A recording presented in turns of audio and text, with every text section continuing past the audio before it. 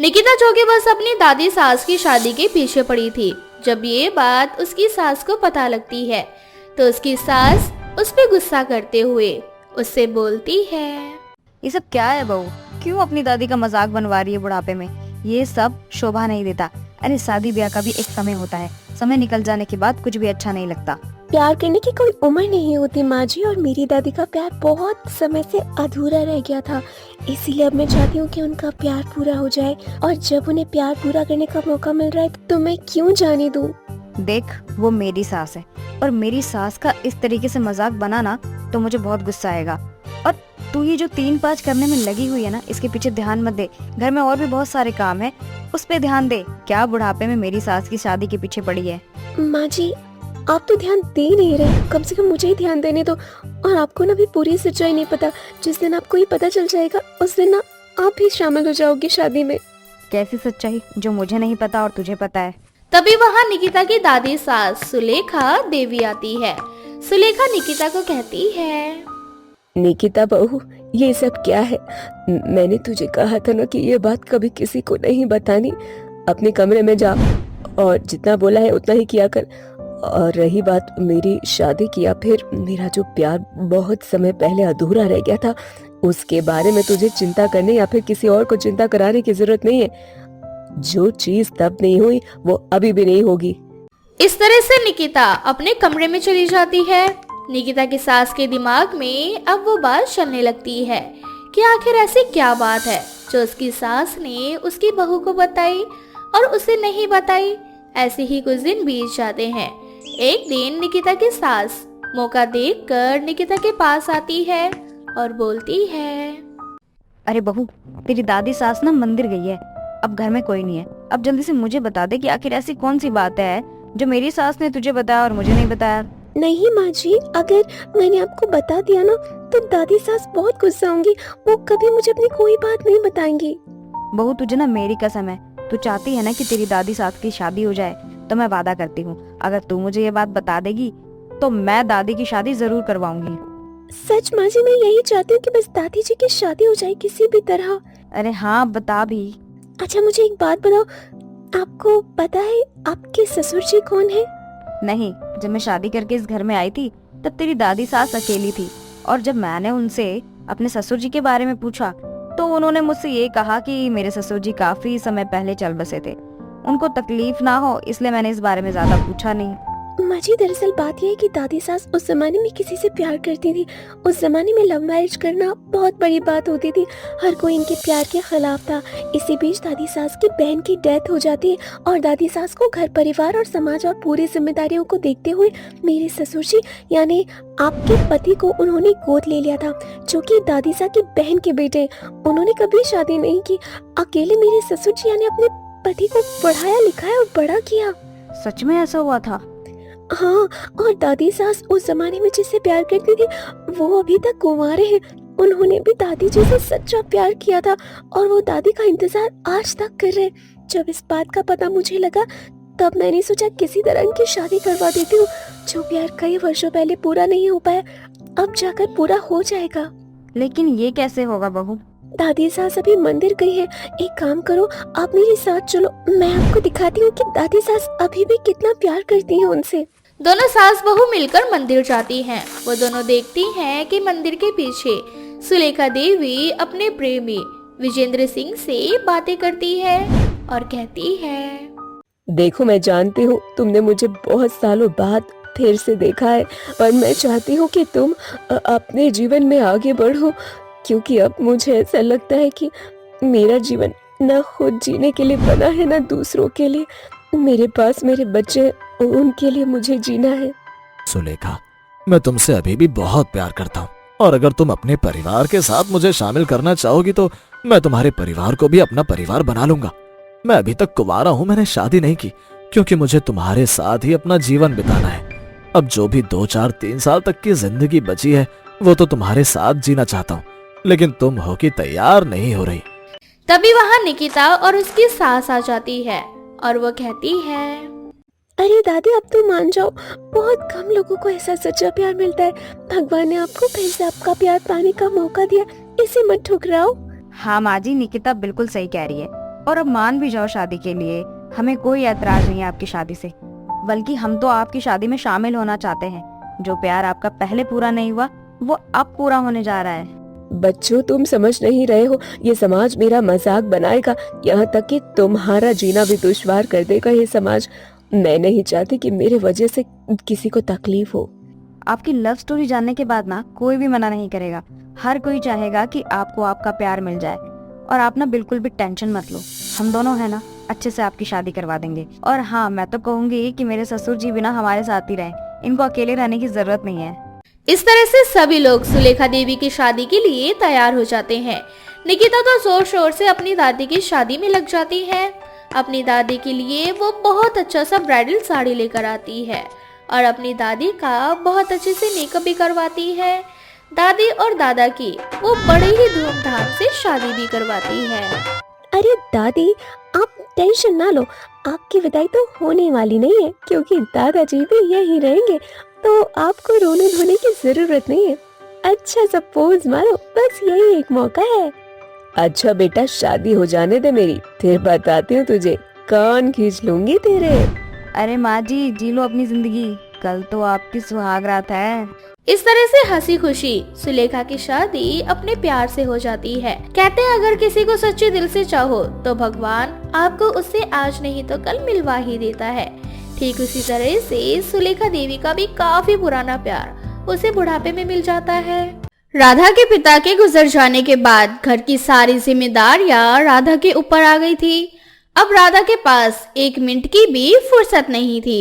सुबह के 5 बजे उठकर राधा घर के सारे काम करके ऑफिस के लिए निकल जाया करती और सीधा रात को 8 बजे घर आती।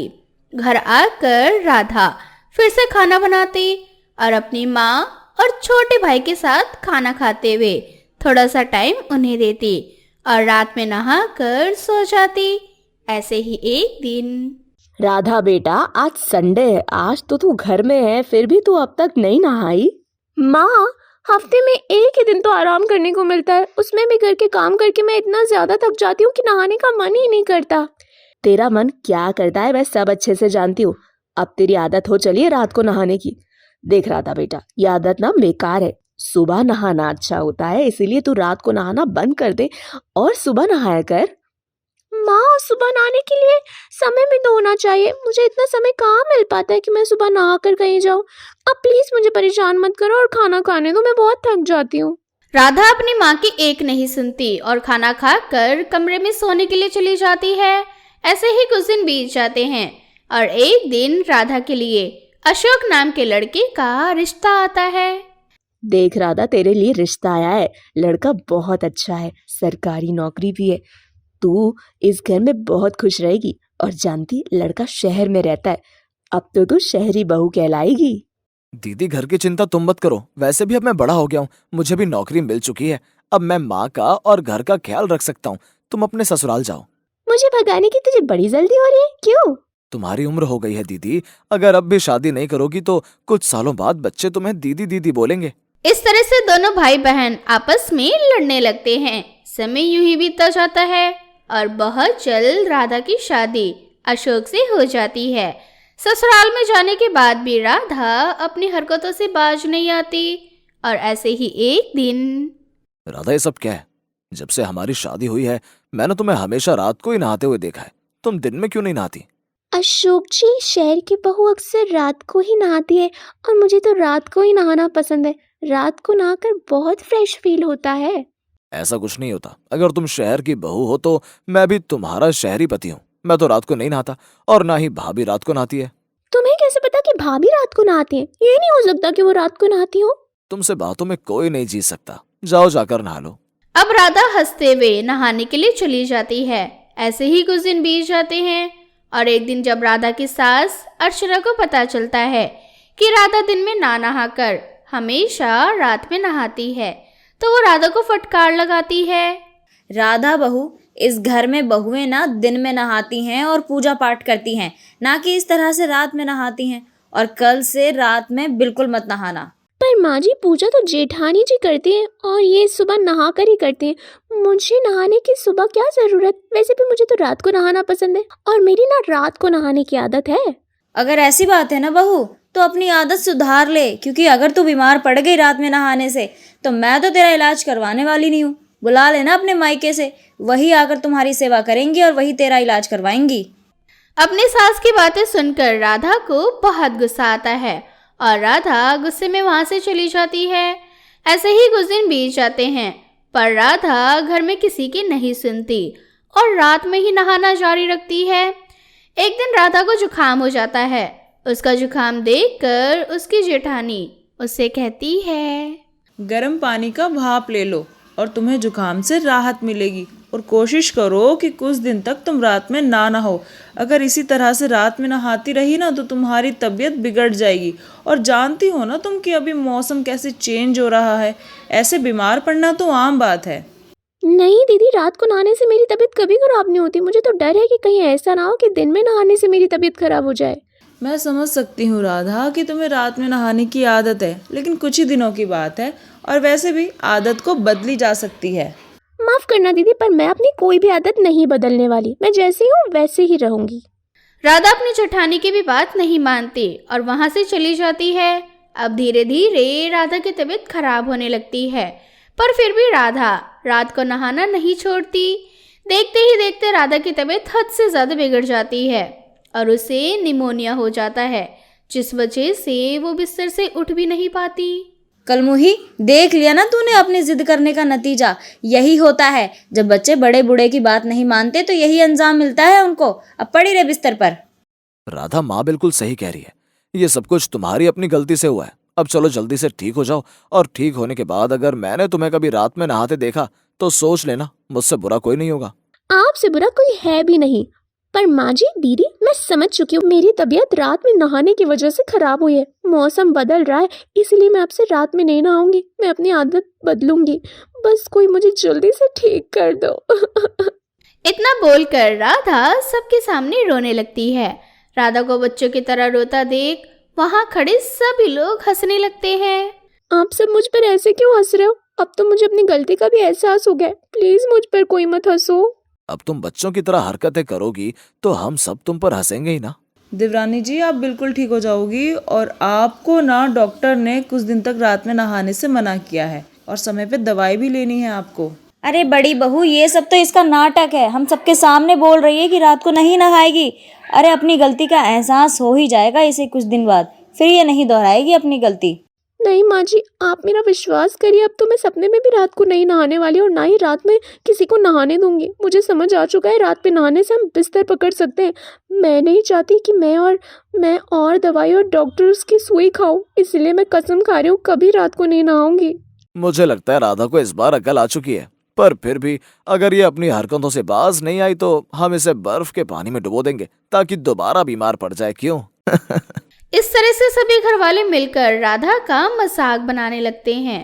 अब ऐसे ही कुछ दिन बीत जाता है और बहुत जल्द राधा पहले की तरह ठीक हो जाती है, जिसके बाद फिर कभी राधा रात को नहीं नहाती और अपनी जेठानी की तरह सुबह नहाकर नाश्ता बनाती और भगवान की पूजा करती। चंदा बहन, तुम्हारी बेटी जवान हो चुकी है, उसकी शादी कब कराओगी? मेरी बेटी की नाक देखी है? जिस दिन वो अपनी नाक संभालना सीख जाएगी उस दिन उसकी शादी भी करा दूंगी। इतना बोलकर चंदा वहां से चली जाती है। सुमन जब चंदा की सौतेली बेटी आरती को देखती है तो उसे उसके लिए बहुत बुरा लगता है और वो आरती से कहती है, आरती बेटा, पता नहीं भगवान ने तेरी किस्मत में क्या लिखा है।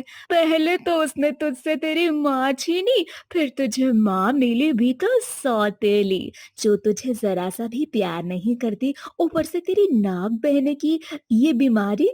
मैं तो भगवान से बस यही दुआ करूंगी कि तेरी शादी एक अच्छे घर में हो जाए जो तेरा इलाज करवाए। पर सुमन आंटी, मेरी शादी भला कौन करवाएगा?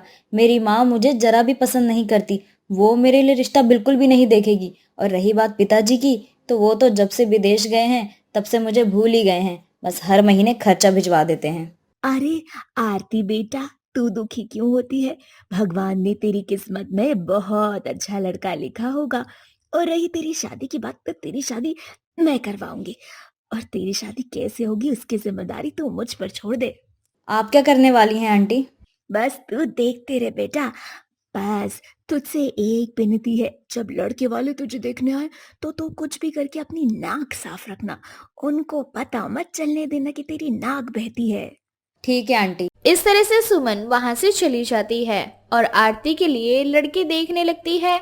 अब ऐसे ही कुछ दिन बीत जाते हैं और आखिरकार सुमन को ऐसा लड़का मिल ही जाता है जैसे लड़के की सुमन को तलाश थी।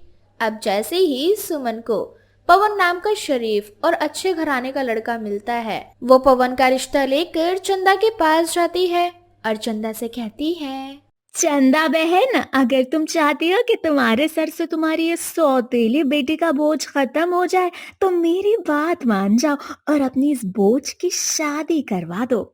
सुमन बहन चाहती तो मैं भी यही हूँ कि इस नाक बहने वाली लड़की की जल्दी से जल्दी शादी हो सके, क्योंकि मेरा मन नहीं करता इसके हाथों का खाना खाने का। मजबूरन ही मुझे ही घर का सारा काम करना पड़ता है, क्योंकि मैडम जी की तो नाक नहीं संभलती, जब देखो हर जगह टपकती रहती है। इसीलिए तो चंदा बहन मैंने एक लड़के को देखा है जो तुम्हारी इस बहन से खुशी खुशी शादी कर लेगा और बदले में उसे कुछ दहेज देना होगा। क्या इतना सारा दहेज?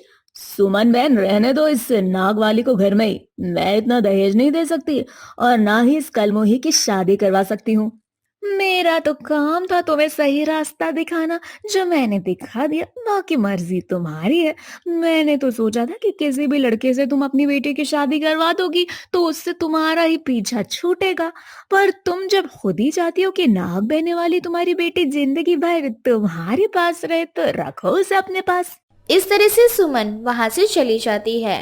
पर सुमन के जाने के बाद भी चंदा के दिमाग में उसकी बातें घूमती रहती है और अगले दिन चंदा सुमन के पास जाकर उससे कहती है, बहन, कल तुम मुझे उस लड़के के बारे में बता रही थी। मुझे वो रिश्ता मंजूर है। वैसे भी उस कलमोही के लिए कौन सा मुझे पैसे खर्च करने, उसकी मरी हुई माँ के कुछ गहने रखें, वही गहने उस लड़के को दे दूंगी और उसके सामने हाथ जोड़कर उनसे कह दूंगी। अब क्या था, अब बहुत जल्द सुमन पवन और उसकी माँ के साथ आरती को देखने के लिए उसके घर आती है, जहाँ चंदा आरती को तैयार करके लड़के को दिखाने के लिए ले जाती है।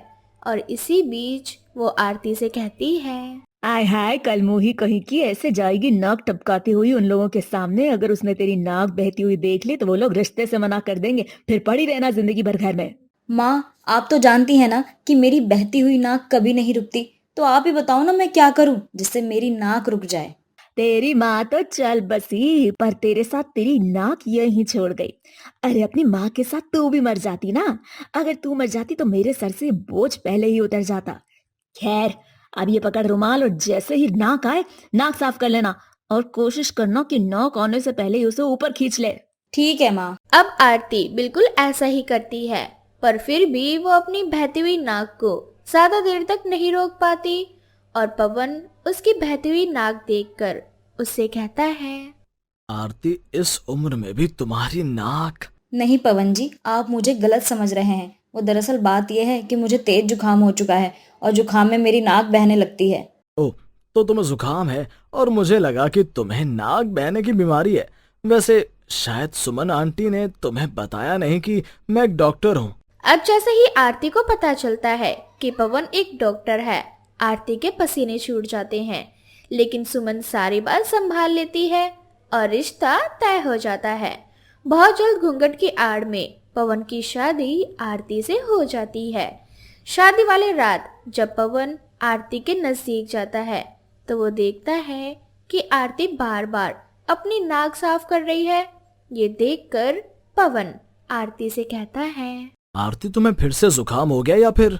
सही पकड़ा आपने पवन जी, वो मुझे ना जुकाम ही हो गया है। वो दरअसल यहाँ वहाँ का पानी अलग है ना, तो वो मुझे सूट नहीं कर रहा, इसी वजह से मुझे जुकाम हो गया है। आरती, बस भी करो, और कितना झूठ कहोगी। मैंने तुम्हें उस दिन भी कहा था कि मैं एक डॉक्टर हूँ और मैं बहुत अच्छे से जानता हूँ कि तुम्हें नाक बहने की बीमारी है।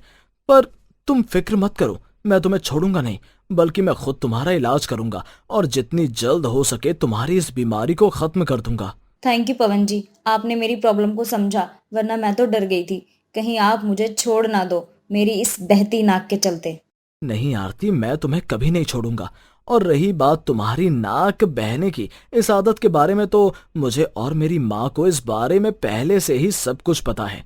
सुमन आंटी ने हमें पहले ही बता दिया था। फ्लैशबैक। पवन बेटा, लड़की बहुत अच्छी है। मैं जानती हूँ कि तुम्हें प्यार में पहले ही धोखा मिल चुका है, इसीलिए अब तुम्हें ऐसी लड़की चाहिए जिसके साथ तुम जीवन भर खुशी से जी सको।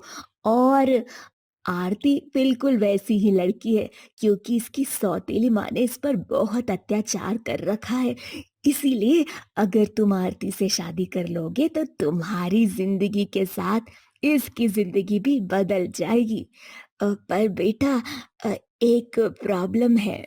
क्या प्रॉब्लम है आंटी? पवन बेटा, मैंने तुम्हें बताया था ना कि आरती की माँ सौतेली है। आरती की बचपन से ही नाक बहती आ रही है और उसकी सौतेली माँ ने कभी उसका इलाज नहीं करवाया, जिस वजह से आज भी उसकी नाक बहती है और इसी वजह से उसकी शादी कहीं नहीं हो रही। तुम तो एक डॉक्टर हो, अगर तुम उससे शादी करके उसकी इस बीमारी का इलाज कर दोगे तो मैं सोचूंगी कि मैंने एक लड़की का घर बसा दिया। आंटी जी आप बेफिक्र रहिए और आरती को मत बताना कि मुझे उसकी सच्चाई के बारे में पता है, और ना ही उसकी माँ को। और वैसे भी मुझे ऐसी लड़की की तलाश है जो मुझे समझे और मेरी माँ को, और जो इस घर को संभाल सके। अगर आरती वैसी लड़की निकली तो मैं उसे उसकी इस कमी के साथ अपना लूंगा। फ्लैशबैक से बाहर। मुझे माफ कर दीजिए पवन जी, जो मैंने आपसे ये सच्चाई छुपाई। हालांकि मुझे ये इतनी बड़ी बात आपसे छुपानी नहीं चाहिए थी, लेकिन ये सब कुछ मैंने अपनी माँ के डर से किया। आरती तुम मुझे सफाई मत दो, मैं सब जानता हूँ। और मैंने तुमसे शादी के लिए हाँ इसलिए की क्योंकि जब मैंने तुम्हें देखा तो मैंने पाया कि तुम। इस तरह से आरती को एक अच्छा जीवन साथी मिल जाता है और पवन बहुत जल्द आरती का इलाज शुरू करवाता है और कुछ ही महीनों में आरती की नाक बहने की बीमारी खत्म हो जाती है।